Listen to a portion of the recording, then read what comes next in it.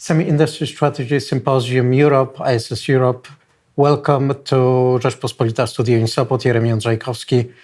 And my guest today is Laith Altimime, President Semi-Europe. Hello.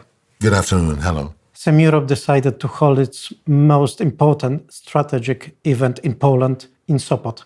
Why? Good question. And we generally decide on where to position the Industry Strategy Symposium on 2 yearly basis. So actually we started the discussion 2 years ago during ISS. We had it then in Vienna. And Poland is also made very clear their positioning in terms of like the semiconductor industry. And then there was also like an announcement also of investments in Poland. And Poland is growing in terms of strategic importance in the European ecosystem. It already has a lot of, in terms of key players in the region, and its strategic positioning in terms of, with neighboring countries, Germany, Czech Republic, etc. So why we chose Poland? So Poland is a key player within the European ecosystem, and it is under the current geopolitical tensions. It is important that we support and advance the spread of the European ecosystem across Europe, because of to minimize the geopolitical tensions and to minimize the potential supply chain disruptions. 1. 2, Poland is very strategically positioned in terms of its ecosystem and its willingness that they really want to be part of the European ecosystem. And 3, it has great universities. It has a very good talent that supports, which is very high on the agenda. The talent pipeline is key. We need many people. So if you look at the talent pipeline, if you look at the education system in Poland, and if you look at the mobility of the Polish talent across Europe, this puts Poland in a very strategic position. And what role Poland, and perhaps the whole region, can play on the landscape of Europe's semiconductor industry?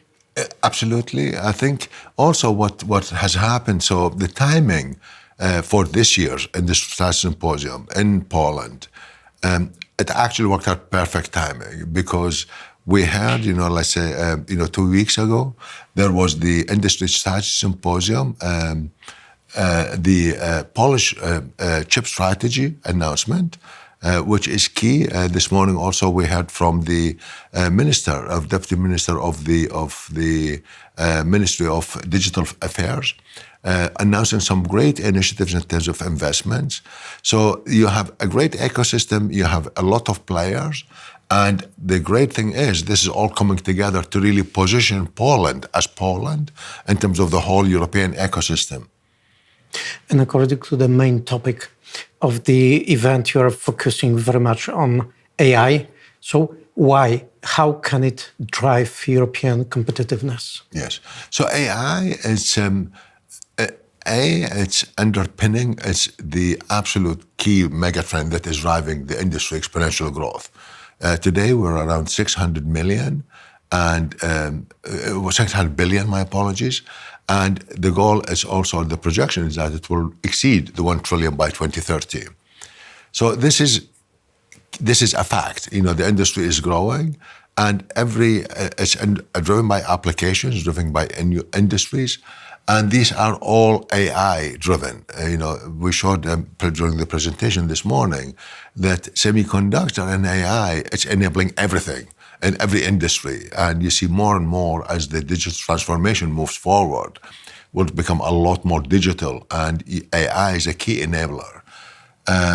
And for Europe, it is key opportunity to maintain its competitive advantage in the global value chain. And AI, you see that it's very much supported. We saw also this morning from the European Commission investment in quantum computing, in photonics, in advanced packaging. These are all new technologies that are required in order to be able to meet the data handling. There are so many data generation engines that are, exploding, and I reference ChatGPT-4. So you will need the infrastructure, the semiconductor infrastructure to be able to handle that at system level. For quantum, photonics, and now advanced packaging, it's also very key for Europe, and we have a lot of know-how and expertise in this space. And this is not only one country in Europe, it's several countries across Europe that have developed such competence centers.